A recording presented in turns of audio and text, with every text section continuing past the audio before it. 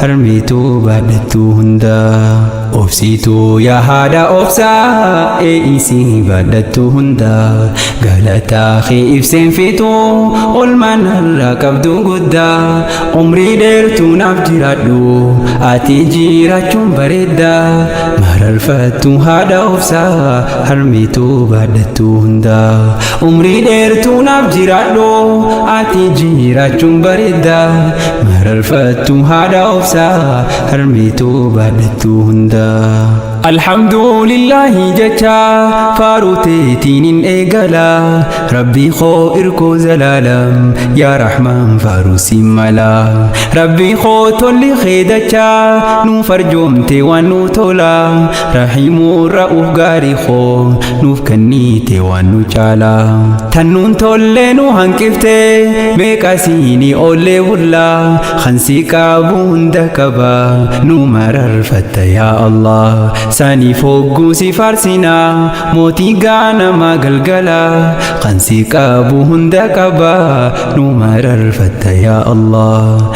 صلوات من ربنا على محمد أميني نبي خين غارسان خن إسان تلتي أرديني غارلا فم بجاللا خن الرابر عالمني ملكي تنف مؤفيري نويامي إنسي في جني داندي غارسين كبني نو خينيا سوما إمامني أهلي في صحابة ودين غهيرا متخيساني فورا فانا دمي ترسا فانا داوني أهلي في صحابة ولين قهي رحمة خيساني. أفسيتو يا هذا أفسا إيسي بدتو هندا.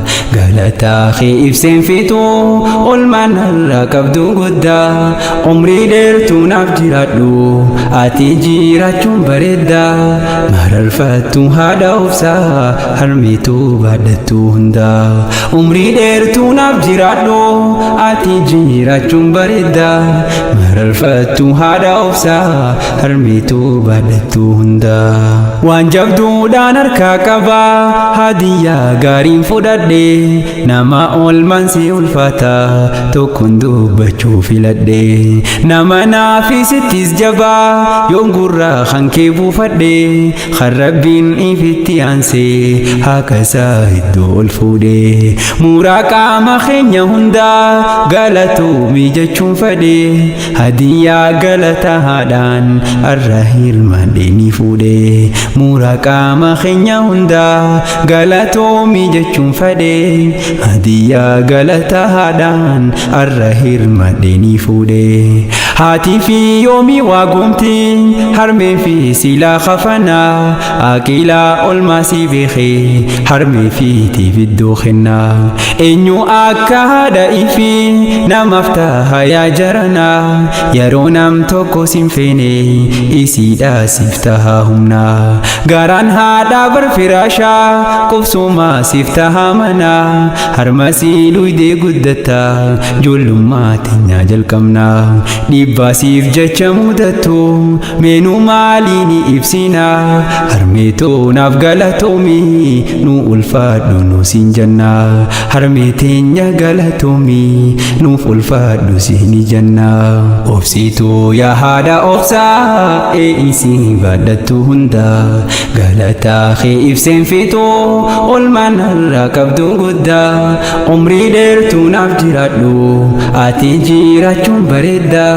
Mararfattu haadha obsaa harmeetu baadhattu hunda.